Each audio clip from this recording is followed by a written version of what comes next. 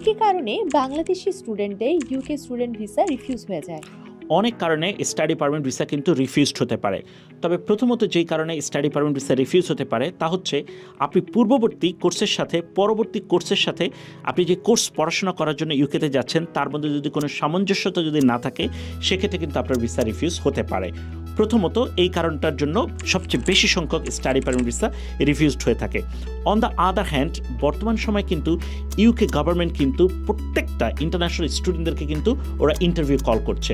So ইন্টারভিউতে কিন্তু visa officer অবশ্যই জানতে চাইতেই পারে আপনি কেন এই কোর্সে যাবেন, কেন এই বিশ্ববিদ্যালয়ে যাবেন, এই কোর্স করলে আপনি কিভাবে উপকৃত হবেন। এই প্রত্যেকটা প্রশ্নের উত্তর যখন বাংলাদেশি স্টুডেন্ট সঠিকভাবে দিতে যখন না পারে তখনই কিন্তু তার ভিসা কিন্তু রিফিউজড হতে পারে।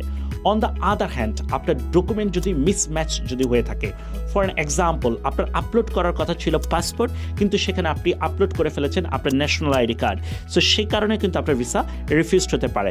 অন দ্য আদার হ্যান্ড আমাদের প্রত্যেকটা বাংলাদেশি মেধাবী শিক্ষার্থীদের একটা জায়গাতে আমরা একটা কমন মিস্টেক দেখতে পাই।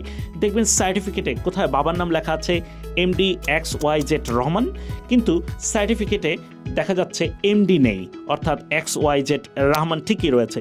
সো এই যে নামের একটা mismatch.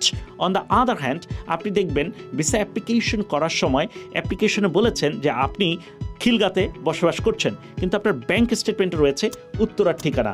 As a result of visa officer কিন্তু কনফিউজড হয়ে থাকে যে আপনি যেই তথ্য সরবরাহ করেছেন এবং আপনি যেই ডকুমেন্ট দিয়েছেন দুটোর মধ্যে বিস্তর তফাৎ রয়েছে। সো নর্মালি এই কারণগুলোর জন্য স্টাডি পারমিট ভিসা সবসময় বেশি রিফিউজড হয়ে থাকে।